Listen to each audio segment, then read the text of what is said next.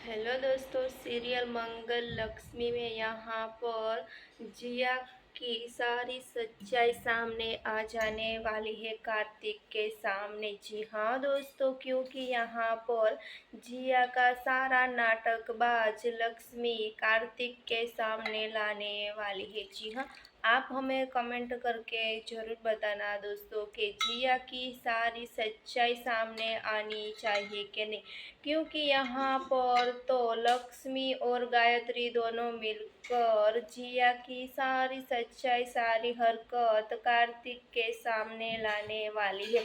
और कार्तिक भी बहुत चौंक जाने वाला है, धक्का मार के घर से बाहर निकाल देने वाला है। जी हाँ दोस्तों, आप हमें कमेंट करके ज़रूर बताना दोस्तों। फिलहाल लिए बस इतना सा।